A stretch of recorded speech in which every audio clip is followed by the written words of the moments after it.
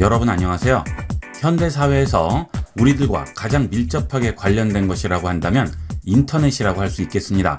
거의 모든 업무가 인터넷을 통해서 이루어지고 대다수 분들이 컴퓨터나 휴대폰 및 각종 기기를 통해 인터넷에 접속하는 시간이 하루에 최소 한두 시간은 될 텐데요. 그만큼 인터넷의 속도는 민감하죠. 하지만 인터넷의 기본 기능에 대한 이해 없이 느낌상 막연히 느리다, 빠르다로 판단하는 분들이 대다수입니다. 지금부터 여러분이 접속하는 인터넷 속도를 정확히 판단하는 방법과 최적화를 통해 인터넷을 보다 쾌적하게 이용하는 방법을 알아보겠습니다. PC의 인터넷 관련 부분을 최적화해서 인터넷 속도를 빠르게 한다든지 좀 더 쾌적한 환경을 만들려고 한다면 우선 내 컴퓨터의 인터넷 속도를 정확하게 판단을 해야 되겠죠. 인터넷 속도를 체크하기 위한 프로그램들이 굉장히 종류가 많고요. 제가 주로 쓰고 추천하는 사이트는 speed.cloudflare.com이 되겠습니다. 여기는 다른 프로그램을 설치할 필요도 없고 여기에 접속하는 것만으로도 내 컴퓨터의 인터넷 속도를 정확하게 자세하게 보여주게 됩니다. 해당 주소는 영상 하단 설명란에 있으니까 참고하도록 하세요. 이 사이트에 접속을 하시게 되면 다른 거 필요 없이 알아서 바로 체크를 해주게 됩니다. 여기에 보시면 다운로드 속도, 업로드 속도, 핑과 지터까지 전부 체크를 해주고요. 아래로 내려가시게 되면 좀 더 세부적인 내용들이 나오게 되겠습니다. 여기서 내 컴퓨터의 인터넷 속도를 정확하게 판단을 할 수 있어요. 우선 속도의 단위를 알아야 되겠습니다. 여러분들이 인터넷 가입을 하시거나 가입이 돼 있을 때 가입된 제품명이 있죠. 100메가, 500메가, 1기가 또는 광랜 이렇게 나오게 되는데요. 거기에 보면 속도가 있죠. 100메가, 500메가, 1기가 이게 속도가 되겠죠. 자, 그런데 제일 궁금해하시는 부분이 내가 파일을 다운받거나 업로드를 할 때 100메가 파일을 업로드를 하면 1초에 100메가니까 100메가 파일이 업로드가 되거나 다운로드가 돼야 되는데 그렇게 되지가 않죠. 그것은 이 인터넷 단위를 모르고 계시기 때문에 그렇습니다. 보통 인터넷 속도를 얘기할 때 Mbps라고 붙어 있는 거 있죠. 자, 이것은 비트 단위가 되겠습니다. 우리가 글씨를 써요. 자, 예를 들어서 안녕하세요 라고 씁니다. 자, 그러면 전부 몇 글자죠? 5글자가 되겠죠. 하지만 이 글씨를 한자 한자 자세히 뜯어보면 안자 하나를 만들기 위해서 몇 개의 자음 모음이 합쳐지죠? 3개가 합쳐지죠. 이 3개가 합쳐져서 안자라는 글씨 하나를 만들게 되는 겁니다. 이런 거 없이 그냥 이런 식으로 자음이나 모음 하나만 쓰게 되면 무슨 내용인지 알 수가 없죠. 최소한의 정보를 표현하기 위해서는 이렇게 자음 모음이 합쳐지는 단위가 나와야 되는 거죠. 자, 이렇게 하나를 비트라고 부릅니다. 그러면 이렇게 3개가 묶여서 글자 하나를 완성해요. 이것은 바이트가 되겠습니다. 자, 2개의 차이를 이해를 하셔야 돼요. 컴퓨터는 정보를 표현하기 위한 최소 단위가 8자리입니다. 8개의 비트가 모여서 하나의 바이트가 되는 거죠. 자, 그러면 1바이트가 되겠죠. 자, 여기서부터 정보의 의미가 있는 거지. 이 비트는 사실 의미가 없는 거죠.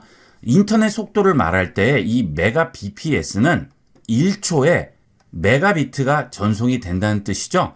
우리는 이 비트는 알 필요가 사실 없어요. 바이트가 중요한 거죠. 컴퓨터에서 말하는 용량부터 파일의 용량, 모든 컴퓨터에서의 단위는 바이트가 기준입니다.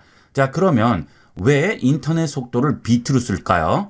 커 보이죠? 자, 이 얘기는 예를 들어 100메가 bps예요. 자, 그런데 이것을 바이트 단위로 말을 하면 어떻게 되겠습니까?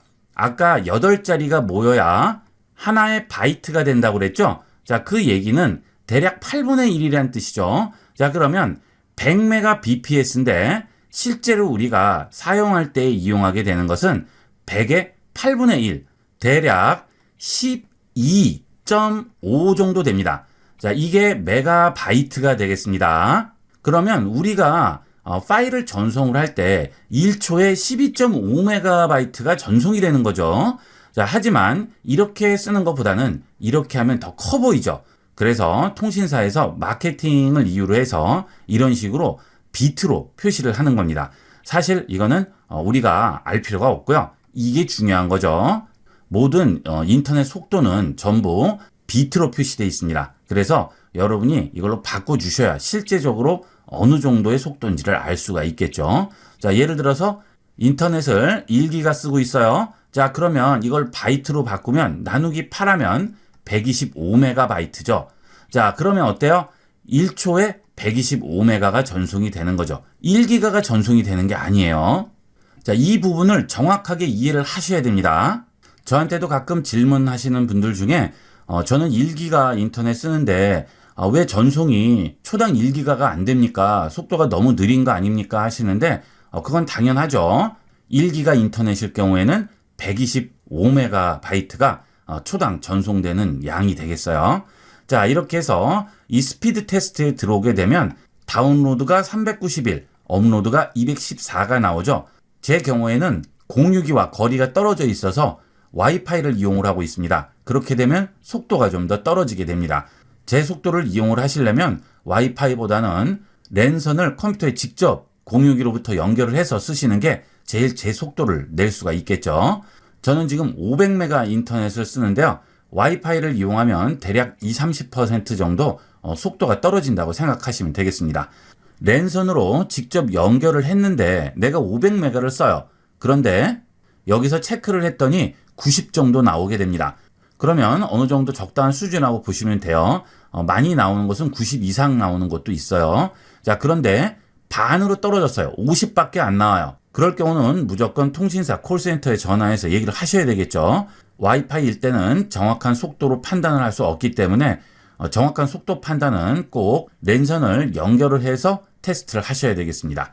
그 다음 업로드 속도는 다운로드 속도에 비해 약간 떨어질 수가 있어요. 이렇게 판단을 하시면 되겠고요. 그 다음은 대칭형과 비대칭형이에요. 자, 지금 다운로드와 업로드 두 개가 있는데요.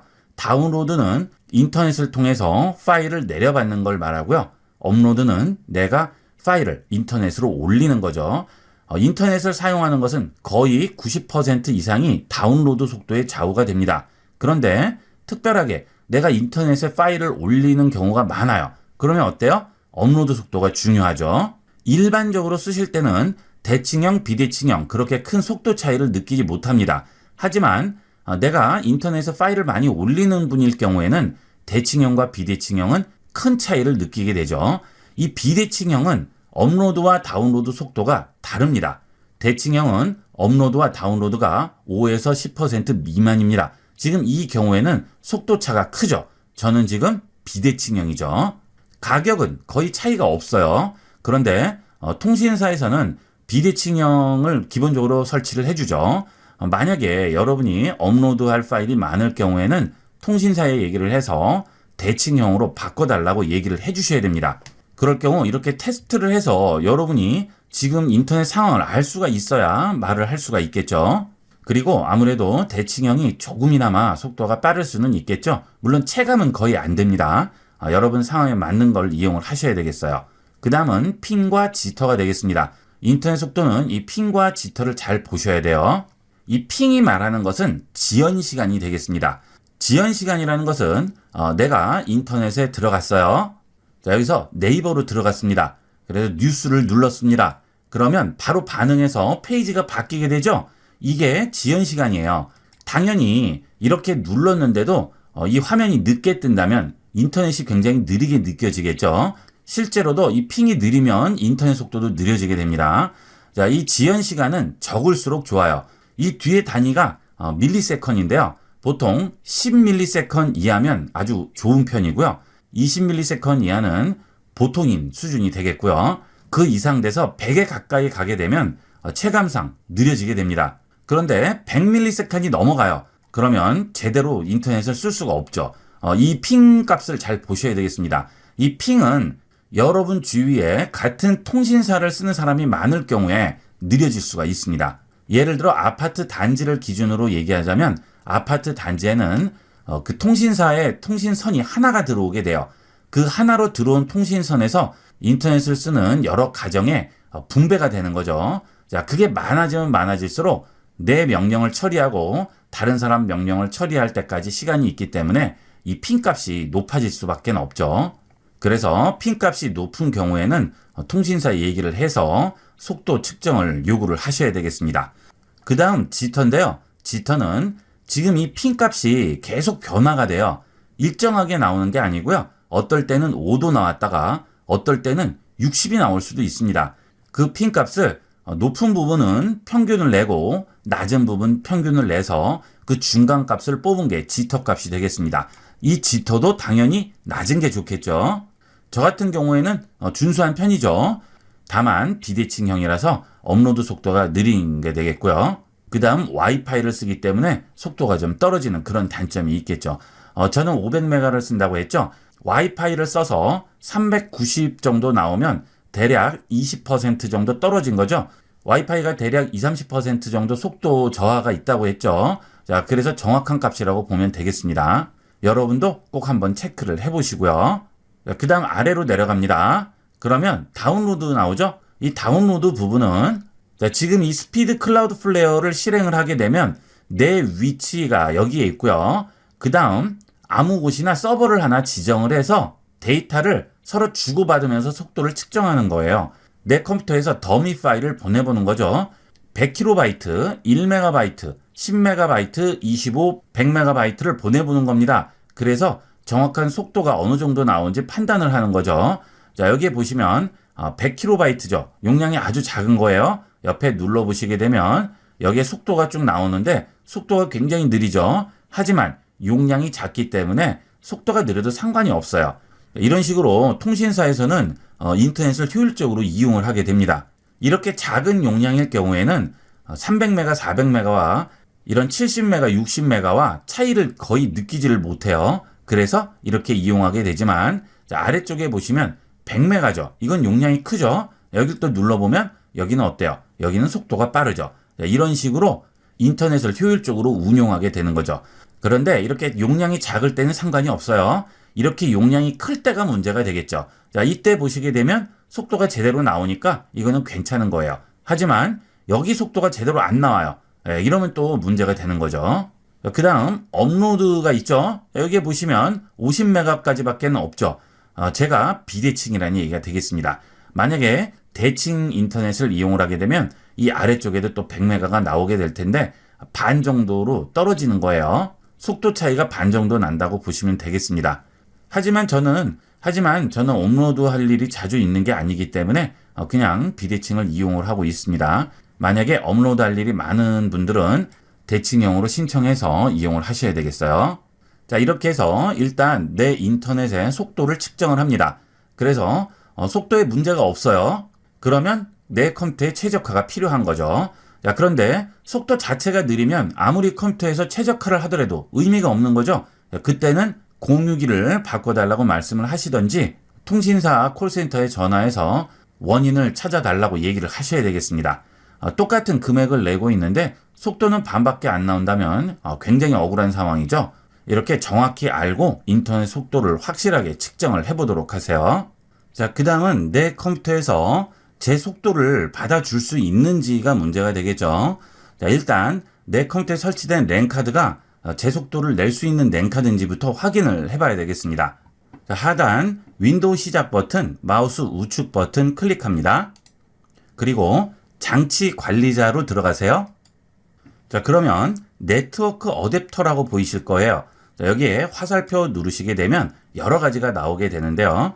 여기서 블루투스라든지 뭐 WAN 이런 것들 다 빼고 와이파이도 뺍니다. 그러면 리얼텍 게임 2.5 기가비트 패밀리 컨트롤러 이렇게 나올 거예요. 금방 찾을 수 있을 거예요. 자, 이 부분이 여러분 컴퓨터에 설치되어 있는 랜카드가 되겠습니다. 이런 것들은 와이파이죠. 이건 블루투스죠. 그 다음 WAN이라고 여러 가지 나오는데 이걸 제외하게 되면 랜카드밖에 안 남아요. 자, 이 랜카드에 마우스 우측 버튼 누르시고요. 속성 누릅니다. 그 다음 고급 누르세요. 그러면 좌측에 여러 가지가 나오죠. 자, 여기서 속도 및 이중이라고 있습니다. 이걸 선택을 합니다. 또는 스피드 앤드 듀플렉스라고 나올 거예요. 윈도우 10과 11에 따라서 여기 이름이 약간 다를 수 있습니다. 자, 그러면 값이 나오는데요. 여기를 눌러보시면 내 컴퓨터에 설치된 랜카드가 어디까지 지원하는지 나오게 됩니다. 여기 보시면 1기가, 10메가, 100메가, 그 다음에 2.5기가까지 나오죠. 자, 이거는 1기가까지 전부 이용을 할 수 있으니까 여러분 인터넷 속도가 1기가면 그대로 이용을 할 수 있겠죠. 자, 그런데 여기서 1기가, 2.5기가가 없어요. 100메가까지밖에 없어요. 그러면 여러분이 500메가 인터넷을 쓰면 될까요? 의미가 없죠. 그때는 기가비트 지원하는 랜카드를 설치를 다시 해주셔야 되겠죠. 랜카드의 가격은 그렇게 비싸지 않습니다. 몇만 원이면 구입을 할 수 있어요. 요즘은 거의가 기가비트는 지원을 할 텐데 예전 컴퓨터일 경우에는 지원을 안 하는 경우도 있습니다. 여기서 랜카드도 한번 확인을 해보셔야 되겠어요. 그 다음은 공유기에 문제가 있어서 그런 경우도 많습니다. 자, 이런 것들을 다 했는데도 제 속도가 안 나올 경우에는 공유기 체크를 꼭 신청을 하셔야 되겠어요. 이렇게 해서 장비나 하드웨어적인 부분에서 체크하고 속도를 올리는 방법을 알아봤고요. 이제 윈도우에서 소프트웨어적으로 여러 가지 설정하는 방법들을 알아보겠습니다. 자, 첫 번째로 DNS 캐시 플러싱이라는 방법인데요. 인터넷을 이용을 하시다 보면 여러 가지 DNS 캐시가 쌓여 있게 됩니다. 이것은 여러 가지 사이트들에 여러분이 접속을 하시다 보면 그 사이트들에 대한 정보들을 윈도우에서 계속 가지고 있어요. 그래서 인터넷에 접속할 때마다 그런 정보들을 전부 체크를 하게 됩니다. 그것도 인터넷을 느리게 만드는 하나의 요인이 될 수 있겠죠. 자, 정리를 한번 해보도록 할까요? 자, 하단 검색창에 CMD라고 칩니다. 그러면 명령 프롬프트 나오죠? 명령 프롬프트 실행합니다. 자, 이 명령 프롬프트에 다음과 같이 입력을 합니다. ipconfig/flush DNS라고 씁니다. 써볼게요. 자, 이렇게 쓰고요. 엔터 칩니다. 그러면 DNS 확인자 캐시를 플러시 했다고 하죠. 자, 여기에 쌓여있는 여러 가지 찌꺼기들을 정리를 해준 거예요. 자, 그 다음엔 두 번째로 DNS 서버 주소를 변경하는 방법이 되겠습니다. DNS라는 것은 여러분이 인터넷에 접속을 하게 되면 제일 처음 접속하는 서버가 되겠습니다. 그 서버에 따라서 속도가 좌우될 수 있어요. 기본으로 설정되어 있는 DNS 서버가 속도가 느릴 경우에는 다른 서버로 바꿔주는 거죠. 자, 이 경우엔 속도가 오히려 떨어질 수도 있으니까 한번 변경을 해보시고 속도 변화가 없다든지 아니면 오히려 속도가 떨어졌다든지 하게 되면 다시 원래대로 돌려주시면 되겠죠. 이거는 일단 한번 시도는 해보시기를 권합니다. 윈도우 시작 버튼 누르시고요. 설정으로 들어갑니다. 그러면 네트워크 및 인터넷이라고 나오죠? 여기 들어갑니다. 자, 그 다음 우측에서 아래쪽으로 내려가시게 되면 어댑터 옵션 변경이라고 나오죠? 자, 이거 눌러주세요. 앞서 말씀드렸던 대로 저는 공유기와의 거리가 멀기 때문에 와이파이를 이용한다고 말씀을 드렸죠. 와이파이를 이용하지 않고 컴퓨터와 공유기가 랜 케이블로 직접 연결돼 있을 경우에는 여기에 X가 나오고 이더넷이 실행이 되는 상태가 되겠죠. 만약 이더넷을 쓰시는 분은 이더넷에 마우스 우측 버튼 클릭하시고 속성으로 들어가시면 되겠고요. 와이파이를 이용하시는 분은 와이파이에 마우스 우측 버튼 누르고 속성으로 들어가시면 되겠습니다. 저는 와이파이니까 와이파이로 들어가 보도록 할게요. 그러면 연결 항목에 인터넷 프로토콜 버전 4라고 나와요. 그리고 TCP/IPv4라고 나오죠. 자, 이걸 선택을 합니다. 그 다음 속성을 누르세요. 그러면 속성창이 나오게 되죠. 여기서 일반 탭을 누르시고요. 아래쪽에 보시면 자동으로 DNS 서버 주소 받기라고 돼 있죠. 자, 이것을 다른 주소로 바꿔주는 겁니다. 자, 다른 DNS 서버 주소 사용 체크해 주시고요. 기본 설정과 보조 DNS 서버를 다른 것으로 임의로 바꿔주는 거죠. 이렇게 함으로써 좀 더 빠른 서버를 선택을 해서 전반적인 인터넷 속도를 올려줄 수가 있는 겁니다. 자, 보통 구글 서버로 많이 변경을 합니다. 자, 한번 해보시고요. 속도에 변화가 없거나 또는 속도가 오히려 느려졌다고 생각하실 때는 다시 자동으로 바꿔주시면 되는 거예요. 한번 시도를 해보시는 거죠. 기본 설정 DNS를 8888로 잡으시고요. 보조 DNS 서버를 8844로 잡습니다. 자, 그 다음에 확인을 하고 인터넷 속도를 체크를 해보시는 거죠. 인터넷 속도는 앞서 설명드린 대로 클라우드 플레이어 같은 곳에서 속도를 측정해 보시면 되겠죠. 그렇게 함으로써 속도가 20% 정도의 상승 효과가 나오게 된다면 이걸 그대로 이용을 하시고요. 뭐 변함이 없다거나 오히려 느려졌다고 생각되시면 다시 자동으로 돌려주시면 되겠습니다. 그 다음은 대역폭 제한을 푸는 방법이 되겠습니다. 윈도우 R키 누릅니다. 그러면 여기 실행창이 나오게 되죠. 여기에서 gpedit.msc라고 칩니다. 자, 이렇게 입력을 했죠. 그 다음 확인합니다. 자, 그러면 좌측에 메뉴들이 나오게 되죠. 자, 이 메뉴에서 컴퓨터 구성 부분에 있는 관리 템플릿을 누릅니다. 그리고 화살표를 누르시게 되면 여기에 네트워크라고 나오죠. 여기서 네트워크를 누르시고요. 다시 화살표를 누르시게 되면 여러 가지 부메뉴가 나오게 되겠죠. 여기서 QoS 패킷 스케줄러 이 부분을 눌러주세요. 그러면 우측 부분에 예약 대역폭 제한이라고 나와요. 자, 이걸 더블 클릭합니다. 지금은 구성되지 않음으로 나와 있죠. 자, 이것을 사용으로 바꿔주시고요. 대역폭 제한을 0으로 바꿔줍니다. 그러면 인터넷 대역폭 제한 걸린 것을 풀어주게 되는 거죠. 대역폭 제한을 하지 않는 거죠. 원래 내가 쓸 수 있는 인터넷 대역폭에서 80%만 쓰도록 제한이 걸려 있는 것을 0%로 해서 제한을 걸지 않도록 만드는 겁니다. 이렇게 해서 대역폭 제한을 풀어줄 수가 있어요. 그 다음은 레지스트리 값의 데이터를 변경을 해보도록 하겠습니다. 자, 다시 윈도우 R키 누르시고요. 여기에 reg edit라고 씁니다. 이게 레지스트리 편집기예요. 자, 확인합니다. 그러면 레지스트리 편집기가 나오게 되죠. 자, 좌측에 컴퓨터 아래 여러 가지가 나오는데요. 여기서 H키 로컬 머신 찾아주세요. 자, 그러면 여기 있네요. 자, 이 H키 로컬 머신에서 소프트웨어로 들어갑니다. 다시 화살표 눌러주면 굉장히 많이 나오죠. 자, 여기서 마이크로소프트를 찾아주세요.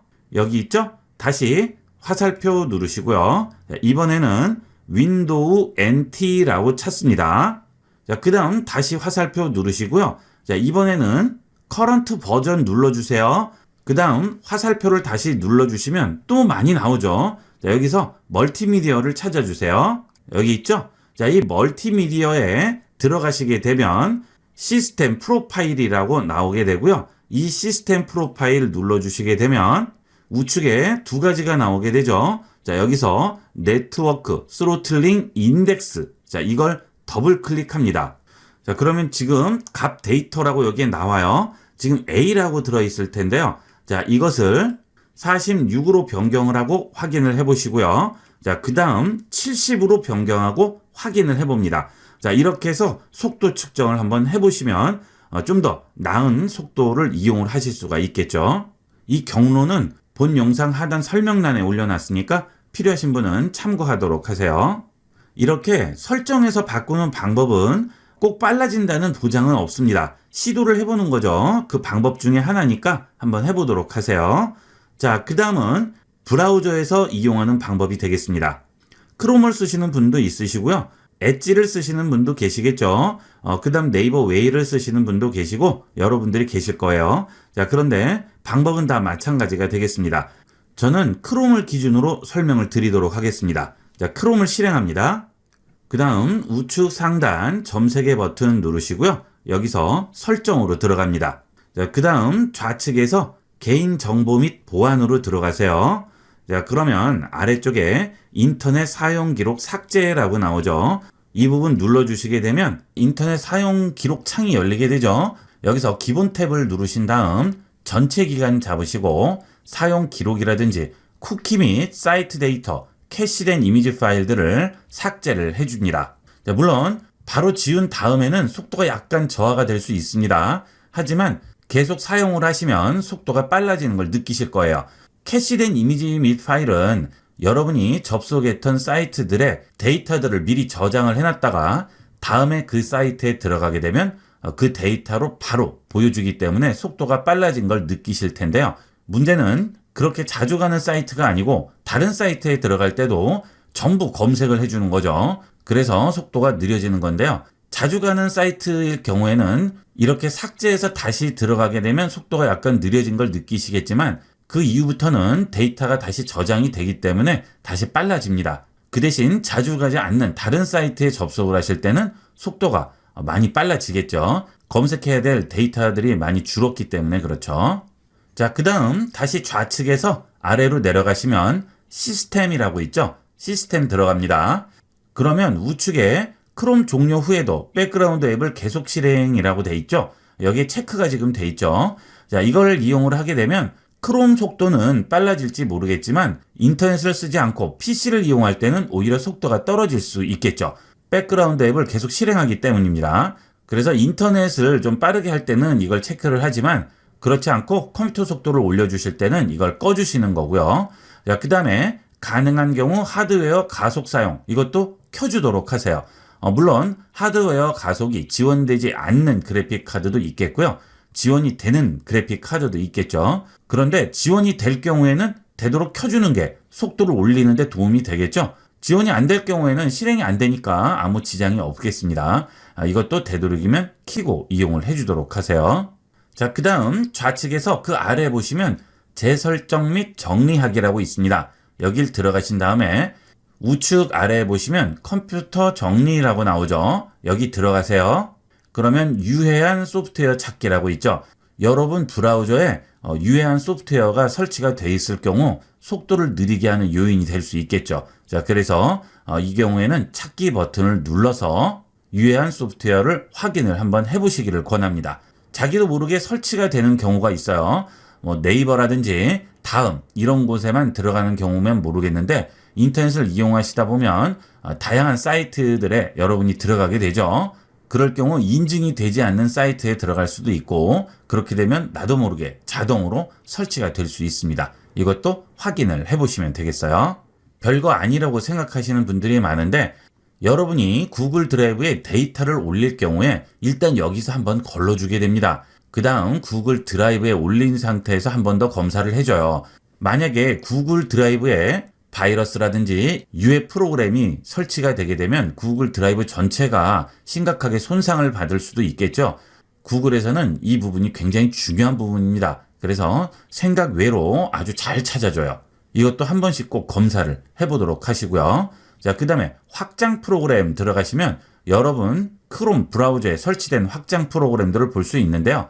여기서 필요 없는 것들, 쓰지 않는 것들은 전부 꺼주시거나 삭제하도록 하세요. 확장 프로그램이 많이 설치가 되면 크롬 브라우저가 느려지게 됩니다. 엣지도 마찬가지죠. 엣지도 구글 확장 프로그램을 똑같이 설치를 할 수 있죠. 그런 확장 프로그램들이 많이 있으면 속도가 느려지게 되니까 쓰지 않는 거는 꼭 지워주도록 하세요. 그 다음 크롬을 최신 버전으로 업데이트 해주는 게 좋겠죠. 이렇게 해서 인터넷 속도를 체크하는 방법과 속도를 향상시키고 쾌적하게 이용하는 여러 가지 방법들을 알아봤습니다. 이런 식으로 속도 측정을 하시고 빠르게 하는 방법대로만 하시면 적어도 지금 쓰시는 것보다는 훨씬 빠르고 쾌적하게 이용을 할 수가 있을 겁니다. 많이 활용을 해보도록 하세요. 이번 시간은 여기까지 하도록 하겠습니다. 감사합니다.